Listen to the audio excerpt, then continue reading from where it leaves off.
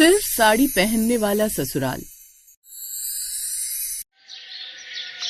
क्या है यार मम्मी, मुझसे नहीं बनती है साड़ी की प्लेट्स। मैं तो नहीं पहनने वाली कोई साड़ी वाड़ी, मैं तो अपना सूट ही पहनूंगी। अरे साड़ी पहनने नहीं आती तो सीखेगी नहीं क्या? कल को ब्याह कर ससुराल जाएगी तो क्या वहाँ भी ऐसे ही सूट में घूमेगी? हाँ, मैं तो सूट ही पहनूंगी। अब इतना तामझाम कौन करे, कौन पहने इसे? ऐसा कहकर प्रज्ञा ने अलमारी से अपना नया सूट निकाला और उसे पहनकर पार्टी में चली गई, जहाँ ज्यादातर सभी लड़कियों और औरतों ने साड़ी ही पहनी हुई थी। देखा, इसीलिए कह रही थी कम बखत साड़ी पहन कर आ जाती तो तेरा क्या ही चला जाता। बता, कम से कम कुछ अलग तो नहीं लगती। अब मैं लोगों को दिखाने के चक्कर में क्यों साड़ी में लिपटती फिरूं? उन सबको देखो, सारी लड़कियां बस अपनी साड़ी का पल्लू ही संभालती फिर रही हैं, और एक मुझे देखो, फ्री होकर हर चीज खा रही हूँ, और अभी तो डीजे पर भी जाकर धूम मचाऊंगी। ऐसे ही कुछ दिन बीत जाते हैं। कुछ दिन बाद उसके लिए एक बड़े घर का रिश्ता आता है। अब आज मैं तेरी एक नहीं सुनने वाली, समझी? बस अब जल्दी से इधर आ, मैं तुझे साड़ी पहना दूं। सुना है लड़के वालों को लड़की को साड़ी में देखना है। क्यों, वो लड़की पसंद करने आ रहे हैं या साड़ी की दुकान में जो उन्हें साड़ी देखनी है? चुप कर और ये देख, ये रही मेरी सबसे भारी साड़ी। ये गुलाबी रंग तुझ पर खूब खिलेगा। ठीक है, लेकिन मुझे किसी काम के लिए मत बोलना फिर।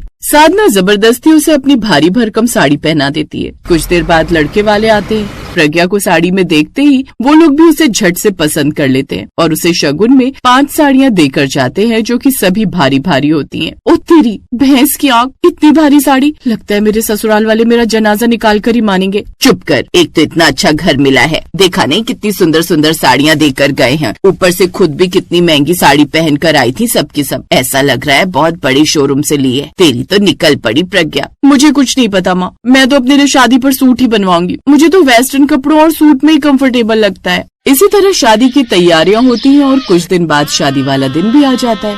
शादी कर प्रज्ञा अपने ससुराल आ जाती है, जहां अपना भारी भरकम शादी का लहंगा निकालकर वो नाइट सूट में सोने के लिए आती है कि तभी उसकी सास दूध का ग्लास लेकर कमरे में आती है। अरे ये क्या बहू, ये तूने क्या पहना हुआ है? नाइट सूट बोलते हैं मम्मी जी हमारी भाषा में। तो क्यों, क्या हुआ? हुआ ये कि ये तेरी जॉइंट फैमिली है। यहाँ तेरे ससुर जेठ देवर सब साथ में रहते हैं। कहीं किसी ने तुझे ऐसे देख लिया तो? नहीं, जा साड़ी पहन कर आ। क्या क्या कहा मम्मी जी? साड़ी, वो भी रात में? हाँ, क्योंकि हमारे घर का यही रिवाज है, यहाँ बस साड़ी पहननी होती है। अब जाओ और इसे बदल कर आओ। प्रज्ञा को ये बड़ा अजीब लगता है, लेकिन कहीं उसकी सास पहले दिन ही नाराज ना हो जाए, इसलिए वो रात को भी साड़ी पहनकर सो जाती है। फिर अगली सुबह उसकी जेठानी भारी सी साड़ी पहनकर उसके कमरे में आती है। देवरानी जी, जल्दी से साड़ी पहनकर नीचे आ जाइए, माँ जी आपका इंतजार कर रही हैं। आज आपकी पहली रसोई की रस्म है ना। ये कहकर वो वहाँ से चली जाती है। अबे यार, क्या है ये, हर वक्त बस साड़ी साड़ी। अब फिर साड़ी पहनो। कुछ देर बाद प्रज्ञा जैसे तैसे साड़ी की प्लेट्स बनाकर नीचे आती है तो उसकी साड़ी देख उसकी सास उर्मिला गुस्से में कहती है, छोटी बहू ये क्या मजाक है? मजाक? कौन सा मजाक मम्मी जी? अभी तो मैंने कोई जोक भी नहीं मारा, लेकिन हाँ एक जोक याद आ गया। हीर रो रो कर रांझी से कह रही है, हाथ छोड़ कमीने मेरी नाक बह रही है।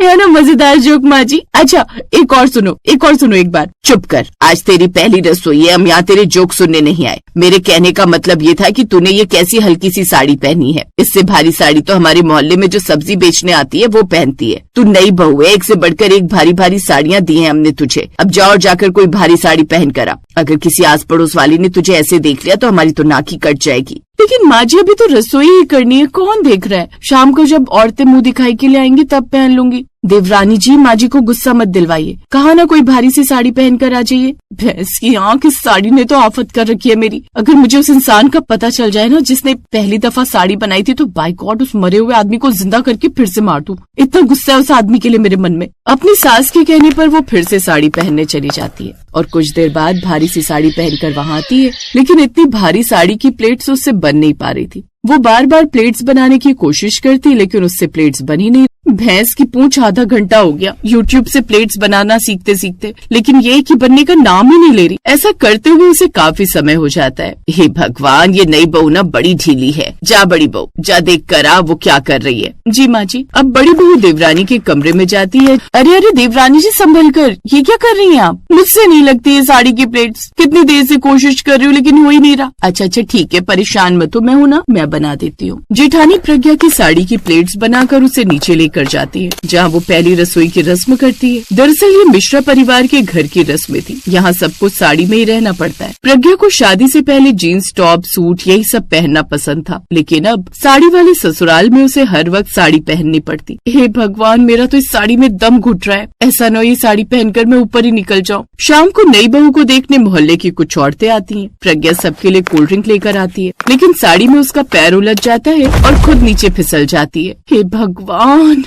आज तो लगता है सारी की सारी हड्डियां ही चटक गई। सत्यानाश जाए उस साड़ी बनाने वाले का। अरे बहू, तू ठीक तो है ना? वो सभी प्रज्ञा को उठाकर सोफे पर बिठाते हैं, लेकिन उसकी इस हरकत से आस पड़ोस की औरतें गुस्सा हो जाती हैं। कैसी बहू है ये तुम्हारी? हाँ, इससे साड़ी तो संभाली नहीं जाती है, गृहस्थी क्या संभाल पाएगी? वो सब वहाँ से चले जाते हैं, लेकिन इसके बाद उसके ससुराल वाले उसे खूब बातें सुनाते हैं। सब इसके मायके वालों की ही गलती है, साड़ी पहनना ऐसे सिखाया ही नहीं। पहले से साड़ी पहनती रहती तो आज यूँ सबके सामने हमें शर्मिंदा न होना पड़ता। अपने घर वालों के लिए ये सब सुनकर उसे बड़ा बुरा लगता है। ऐसे ही कुछ दिन बीत जाते हैं। प्रज्ञा दिन रात साड़ी में रह रहकर परेशान होने लगी थी। ऐसे एक रोज उनके यहाँ पूजा थी और नियम के अनुसार घर में सभी ने साड़ी पहनी हुई थी। प्रज्ञा भी मंदिर के पास रंगोली बना रही थी कि तभी अचानक से दिए की आग उसकी साड़ी के पल्लू में लग जाती है। आग, आग, बचाओ, बचाओ। तभी उसका पति वहाँ आता है और वो ये देख लेता है। वो जल्दी से पानी से आग बुझाता है। तभी घर के बाकी लोग भी वहाँ आ जाते हैं। तुम ठीक तो हो ना प्रज्ञा? हाँ, मैं ठीक हूँ। बहू, संभाल कर काम करना चाहिए था ना। हाँ, जैसे मुझे तो शौक चढ़ा हुआ है ना जलकर मरने का। शाम के समय रसोई में प्रज्ञा अपनी जेठानी से, शादी से पहले क्या लाइफ थी मेरी, एकदम स्वर्ग जैसी, और अब नरक जैसी हो गई है, एकदम बेकार। बस हर वक्त ही साड़ी पहनकर घूमते रहो। ना तो ठीक से सांस ले पाती हूँ, ना ही काम कर पाती हूँ। इन मर्दों की लाइफ ही अच्छी होती है, चाहे टी शर्ट पैंट में घूमो या कच्चे बनियान में, कोई कुछ नहीं बोलता। बस हम औरतों को ही साड़ी के बंधन में बंद कर रहना पड़ता है। सच कहूँ तो मैं भी ये साड़ी पहनकर ना परेशान हो गई हूँ। मेरा भी मन करता है मैं भी कुछ मॉडर्न कपड़े पहनूं, लेकिन नहीं जी, यहाँ तो जब तक भारी भारी साड़ियाँ ना पहनो तो इनकी शान घटती है। हाय, इसका मतलब आपका दिल और दिमाग भी वही कहता है। खैर, अब हम पहनावे पर तो रोक टोक नहीं कर सकते, लेकिन कम से कम अपने मन की तो कर सकते हैं ना। चलो जेठानी जी मेरे साथ। लेकिन कहाँ? अब दोनों की दोनों अपने कमरे में जाती हैं और म्यूजिक चलाकर डांस करती है। तभी उसके ससुर और जेठ वहाँ आ जाते हैं। क्या हो रहा है ये सब? तुम लोगों को शर्म हया है कि नहीं? हाँ, दोनों बहुएं चुप रह जाती हैं। कुछ देर बाद उनकी सास वहाँ आती है। बहू, मुझे माफ करना, ये सब मेरे कारण ही हुआ है। मैं ही तुम लोगों को फोर्स करती रही साड़ी पहनने के लिए। इस घर के आदमियों ने हमेशा यही चाहा कि हम औरतें बस साड़ी में लिपटी रहें। सच कहूँ तो शादी से पहले मैं भी जीन्स टॉप पहनती थी, लेकिन यहाँ आकर मेरे सारे अरमानों पर पानी फिर गया। अब तुम दोनों को देखकर ऐसा लग रहा है जैसे मैं अपनी जवानी के दिन तुम दोनों में देख रही हूँ। ओ तिल की, ये तो अपनी कैटेगरी की निकली। माँ जी, मुझे लगता है अब हमें इन मर्दों को सबक सिखाना ही होगा, जिससे इन सबकी अकल ठिकाने आ जाए। प्रज्ञा अब एक प्लान बनाती है और अपनी सास और जेठानी को भी बताती है। अगले दिन से, अरे कौशल्या, कहाँ हो भाई? ये मेरा कुर्ता पैजामा कहाँ है? अलमारी में बस शर्ट पैंट ही है या कोट पैंट? वो सब पुराने हो गए थे, इसलिए मैंने दान कर दिए। अब तुम यही पहनो। तभी जेठ अशोक और प्रज्ञा का पति मोहित भी अपनी अपनी पत्नियों से पूछते हैं। मेरी भी लोअर टी शर्ट नहीं है? हाँ, वो चूहा आ गया था घर में बड़ा सा, तो उसने कुतर डाले, इसलिए हमने फेंक दिए। अब जब तक नए लेने बाजार नहीं जाना होता, आप यही पहनिए। सब अब उसी शर्ट पैंट में घूमते हैं, लेकिन इन सब में वो आधे दिन में ही परेशान हो जाते हैं। नहीं, अब मैं और ये सब नहीं पहन सकता। मैं भी अपने लिए बाजार से शॉपिंग करने जा रहा हूँ। आप सब तो 3 घंटे में ही परेशान हो गए। कभी हमारा सोचा है हम औरतें कैसे हर वक्त इन कपड़ों में रहते हैं? हमें भी 24 घंटे साड़ी में रहने में प्रॉब्लम होती है। हमें भी तो अपनी मर्जी के कपड़े पहनने का हक होना चाहिए। अब उन सबको अपनी गलती का एहसास होता है और अब वो कभी घर की औरतों को हर वक्त साड़ी पहनने के लिए नहीं बोलते, जिससे अब वो सब अपनी पसंद के हिसाब के कपड़े पहन सकते।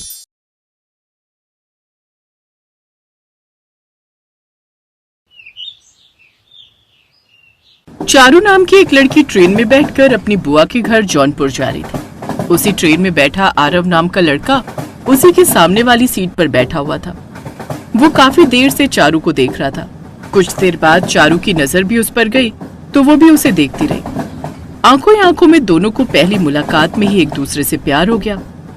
आरव एक अच्छे घर का लड़का था तो वहीं चारू थोड़ी गरीब घर से थी। हेलो, मेरा नाम आरव है। और आपका? जी चारू। बड़ा ही प्यारा नाम है आपका। फिर उसने भी आरव से उसका नाम पूछा और इस तरह वो दोनों एक साथ ट्रेन में बैठकर बातें करने लगे।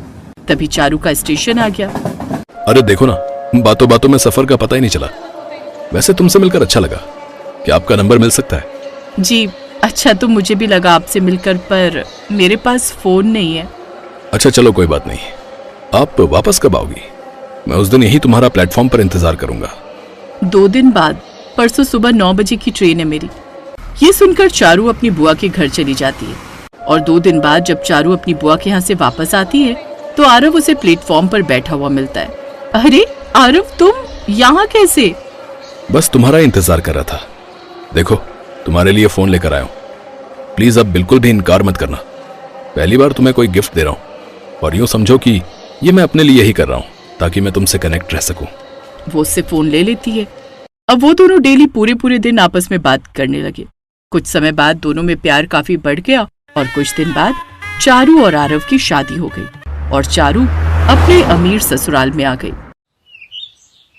अरे चारू, मेरा लंच पैक कर दो, मैं ऑफिस के लिए लेट हो रहा हूं। जी बस ला रही हूँ।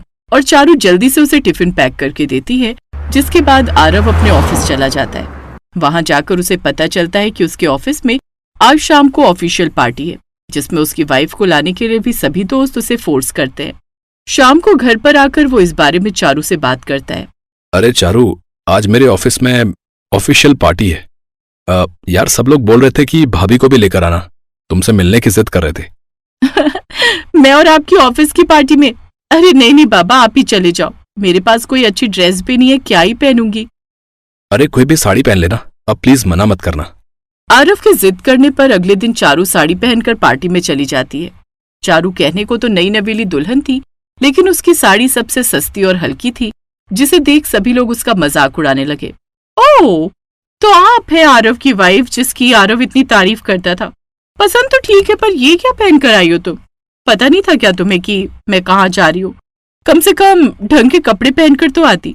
ये सब सुनकर चारू को बड़ा बुरा लगता है, लेकिन वो आरव को इस बारे में कुछ नहीं बताती और उसे वहां से चलने के लिए बोलती है। वो दोनों अपने घर आ जाते हैं और वो खुद से बोलती है, मैंने मना किया था इन्हें जाने के लिए क्योंकि मेरे पास कोई अच्छी साड़ी नहीं थी। 2-3 साड़ी मेरे मायके से मिली थी, लेकिन वो सब भी हल्की साड़ियां हैं। ऐसे ही दिन बीतते हैं। धीरे धीरे चारू की दोस्ती उसकी सोसाइटी में रहने वाली औरतों से हो गई। वो सभी किट्टी पार्टी करती थी और उन्होंने चारू को भी अपने साथ इन्वॉल्व कर लिया। अब मैं भी किट्टी पार्टी में जाऊंगी, सुना है इससे बड़े लोगों के स्टेटस का पता चलता है। कुछ दिन बाद चारू अपनी पहली किट्टी पार्टी में जाती है, जहां सभी औरतों ने महंगी महंगी भारी साड़ियां पहनी होती हैं, लेकिन चारू की साड़ी कुछ खास नहीं होती और वो चुपचाप एक कोने में बैठी रहती है। वो सभी उसे देखकर एक दूसरे के कान में खुसुर फुसुर कर रही थी। ये देख उसे बड़ा बुरा लगता है। उस रोज के बाद अब चारू घर आकर अपनी सास से कहती है, माँ जी मुझे कुछ नई साड़ियां दिलवा दीजिए, वो भी महंगी वाली। वो क्या है ना, मेरे पास पार्टीज में पहनने के लिए कोई भारी महंगी साड़ी नहीं है। किटी में भी सब महंगी साड़ी पहनकर आती हैं, मेरे पास जो है वो सब हल्की साड़ियां हैं। देख बहू, अपने पैर ज्यादा मत फैला बड़ा घर देखकर। पता नहीं कहाँ से तेरा नसीब खुल गया और तू यहाँ आ गई। तू मेरे बेटे की पसंद थी, वरना मैं तो तुझे कभी भी नहीं लाती इस घर में। और कोई महंगी साड़ी के सपने मत देख समझी, जो है उसे ही पहन। और इतना ही शौक है ना महंगी साड़ियां पहनने का, तो अपने माँ बाप को बोल, उन फटीचर के पास तो पटरी से खरीदने के लिए भी बड़ी मुश्किल से पैसे आते हैं। नंदिनी उसको साड़ी दिलाने से मना कर देती है, साथ ही काफी बातें भी सुनाती है। चारू की सास सरला बड़ी कंजूस टाइप औरत थी और ऐसे ही धीरे धीरे दिन बीत जाते थे और एक रोज वो किटी पार्टी में जाती है। अरे आओ आओ चारू, कैसी हो? सब लोग नहीं आए अभी, लगता है मैं जल्दी आ गई हूँ। अरे कोई नहीं, तुम बैठो तो सही, सब लोग आने वाले हैं और पार्टी भी शुरू होने वाली है। थोड़ी देर में सब लोग पार्टी में आ जाते हैं और पार्टी स्टार्ट हो जाती है। सभी लोग चारू की सस्ती साड़ी देखकर और सिंपल सी देखकर उसे कहते हैं, अरे चारू तुम्हारे पास कोई और साड़ी नहीं थी क्या? तुम हर बार इतनी सस्ती साड़ी पहनकर आ जाती हो यार, कुछ तो ध्यान रखा करो। क्या तुम्हारी सास नहीं दिलाती तुमको? नहीं यार, मेरी सास नहीं दिलाती, एक नंबर की कंजूस है और मेरे पति के सारे पैसे भी वही रखती है जो उनसे मांग सकती। मैंने बोला था साड़ी दिलवाने को तो उल्टा मुझे ही डांट कर भगा दिया। पति हैं तो उनको काम से ही फुर्सत नहीं। ये सब सुनकर चारू की सहेली उसे घर से चोरी करने की सलाह देती है। अगर नहीं देती तो चोरी कर लेना। ये बात चारू के दिमाग में घर कर जाती है और अब वो अपनी सास की तिजोरी से पैसे चोरी करने का प्लान बनाती है और एक दिन मौका मिलते ही वो ये काम कर लेती है। वो अपनी सास की तिजोरी से 20,000 रुपए चुरा लेती है। अब वो अगली किटी पार्टी में जब गई तो काफी महंगी साड़ी पहन कर गई। अरे वाह, क्या कमाल लग रही है तेरी महंगी साड़ी। तेरा आइडिया कमाल कर गया यार, अगर घी सीधी उंगली से ना निकले तो उंगली टेढ़ी करनी पड़ती है। अब ये चारू की आदत पड़ गई। वो हर बार थोड़ा थोड़ा करके अपनी सास की तिजोरी से पैसे चुराती रहती और जब कभी उसकी सास को शक होता तो वो उसी यादाश्त कमजोर होने की बात कह देती। अच्छा, हो सकता है मैं भूल गई हूँ, इतने ही पैसे मैंने रखे हो, लेकिन बहू ये बता, ये तू नई साड़ी कहाँ से लाई? देखने से तो बड़ी महंगी लगती है। वो माँ जी आरव के एक दोस्त की वाइफ है ना, उसने गिफ्ट की थी। ओह अच्छा अच्छा। अब वो हर बार पार्टी में नई नई महंगी साड़ी पहनने लगी। और फिर एक दिन, सासू माँ मैं पार्टी में जा रही हूँ, घर का काम हो गया है सारा, जल्दी आ जाऊंगी। चारू अपनी सास के आगे इतराते हुए अपने एटीट्यूड में बाय कहकर वहां से चली गई और फिर सरला सोचने लगी, मैंने तो इसको साड़ी नई दिलवाई नहीं और आरव तो कई दिनों से बाहर ऑफिस की ट्रिप पर गया है, फिर ये रोज रोज नई साड़ी कहाँ से पहनती है? ये शायद अपने मायके से लाई हो। वो कंगले तो क्या ही देंगे, कुछ तो गड़बड़ है। चारू उनकी तिजोरी के पास जाती है और उस रात हार चुराने लगती है। इतने में पीछे से उसकी सास आ जाती है, जिसे देखकर चारू के चेहरे का रंग उड़ जाता है और उसकी सास उसे चोरी करते हुए रंगे हाथों पकड़ लेती है। बहू, ये क्या कर रही हो तुम मेरी तिजोरी के पास? वो सासू माँ, पता नहीं आपकी तिजोरी खुली हुई थी, पता नहीं कैसे बस उसको ही बंद कर रही थी। अब भी झूठ बोल रही हो तुम बहू, तुमको मैंने रंगे हाथ पकड़ा है चोरी करते हुए। सासू माँ आप कैसी बात कर रही हो? मैं चोरी, आपको कोई गलतफहमी हुई है, मैं कैसे भला आपकी तिजोरी को हाथ लगा सकती हूँ? अब बस भी करो बहू, कितना झूठ बोलोगी? अब समझ आया, तुमने अपने महंगी महंगी साड़ियों के शौक पूरे करने के लिए अपने घर में चोरी करनी शुरू कर दी। मैं तो बहू बस तुमको आजमा रही थी कि तुम क्या कर सकती हो। मेरे ऐसे कहने पर मैं तो तुमको अपने घर की सारी जिम्मेदारी दे देती, पर तुमने तो मेरा विश्वास ही तोड़ दिया। तभी आरव भी वहां आ जाता है। मुझे नहीं पता था चारू, तुम इस हद तक गिर जाओगी। निकल जाओ मेरे घर से, मुझे तुम जैसी औरत नहीं चाहिए। ये सुनकर चारू अपने किए पर पछताती है और दोनों से अपने किए की माफी मांगती है और अपने किए पर शर्मिंदा होती है। सासू माँ, आरव जी आप मुझे माफ कर दीजिए, मैं कहाँ जाऊंगी, यही मेरा घर है। मैंने बहुत बड़ी गलती की है, उन लोगों की बातों में आकर अपने घर में डाका डाला, अपनी महंगी महंगी साड़ी पहनने के शौक को पूरा करने के लिए। मुझे माफ कर दीजिए आरव जी। सासू माँ, मुझे घर से मत निकालो। गलती इसकी भी नहीं है आरव, मैंने ही अपनी कंजूसी के चलते कभी से महंगी साड़ियां नहीं दिलाई। माफी मांगने पर सरला और आरव चारू को माफ कर देते हैं और सब लोग चारू पर विश्वास करने लगते हैं और सास घर की सारी जिम्मेदारी चारू के हाथों में दे देती है।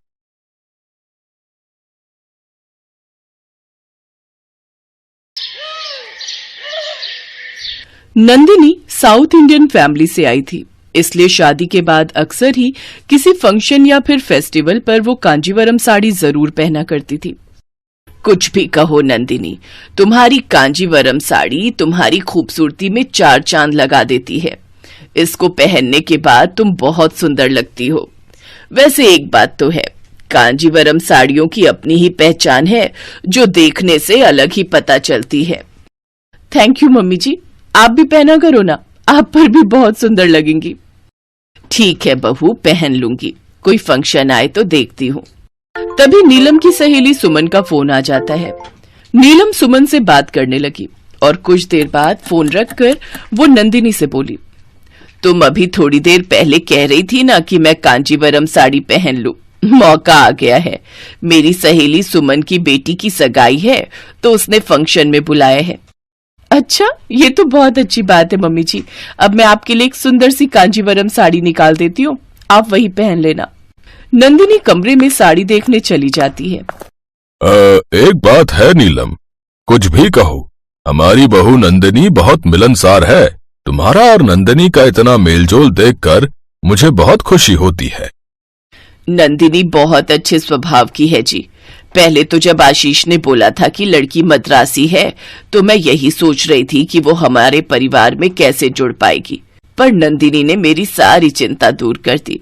वो हमारे परिवार में इतनी जल्दी घुल मिल गई है कि मुझे बहुत खुशी होती है। मम्मी आखिर पसंद किसकी है?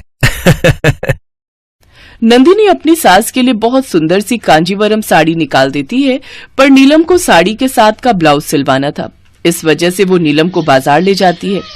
दर्जी की दुकान पर जब नीलम और नंदिनी पहुंचे तो वहां सुमन भी आई हुई थी।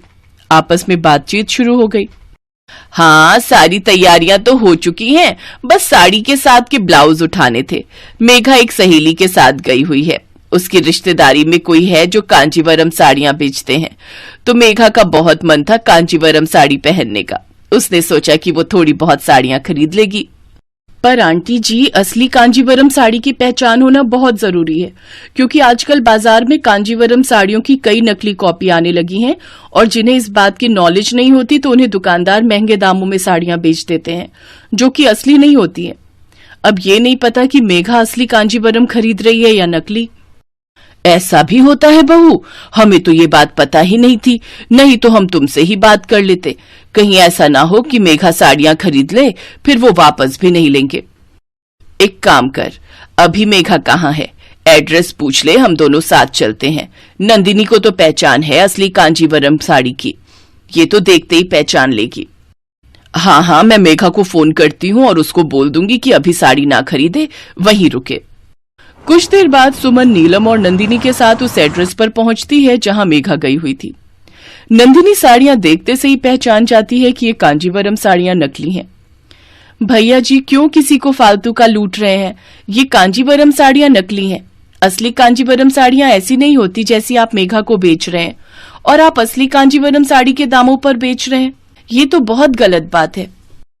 पर नंदिनी भाभी, रितु तो मुझे कह रही थी कि ये अंकल जी असली कांजीवरम साड़ियां बेचते हैं। रितु, तूने मुझसे झूठ बोला था।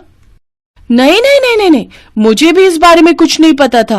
अंकल जी, आप नकली कांजीवरम साड़ियां बेचते हो, आपकी वजह से मेरी फ्रेंडशिप भी खराब हो रही है। मैं मेघा को कई सालों से जानती हूँ, मेरे विश्वास पर ही मेघा आपके पास साड़ियां खरीदने आई हुई है। इतने सालों से मैं कांजीवरम साड़ी बेच रहा हूँ, किसी ने मुझे कोई शिकायत नहीं दी। आपको कैसे पता कि ये नकली है? पहचान है मेरे पास, मुझे शाम तक का समय दीजिए, मैं आपको अपनी असली कांजीवरम साड़ी दिखाती हूँ, फिर दूध का दूध पानी का पानी हो जाएगा। मेघा, हम शाम को फिर आते हैं। हाँ, ये ठीक रहेगा। शाम को नंदिनी अपनी असली कांजीवरम साड़ी लेकर फिर से उस दुकानदार के पास पहुंचती है और सब सामने आ जाता है। नंदिनी की कांजीवरम साड़ी और उस दुकानदार की कांजीवरम साड़ी में जमीन आसमान का फर्क था। सारी बातें साफ हो चुकी थी। दुकानदार मेघा को नकली कांजीवरम साड़ी बेचकर लूटने वाला था, पर नंदिनी की वजह से मेघा बच गई। नंदिनी, आज तुम्हारी वजह से कितना नुकसान होने से बच गया, वरना हम तो लूट ही जाते। आई एम सॉरी मेघा, मुझे इस बारे में कुछ भी नहीं पता था, बल्कि आज नंदिनी भाभी की वजह से मैं भी असली और नकली कांजीवरम साड़ी में फर्क करना सीख गई हूँ। कोई बात नहीं, इट्स ओके। पर मम्मी, अब मैं असली कांजीवरम साड़ी कहाँ से लूं? चिंता मत करो मेघा, मैं तुम्हारे लिए ऑर्डर पर मंगवा दूंगी, जिनमें से एक कांजीवरम साड़ी मेरी तरफ से तुम्हें गिफ्ट होगी। थैंक यू भाभी, थैंक यू सो मच।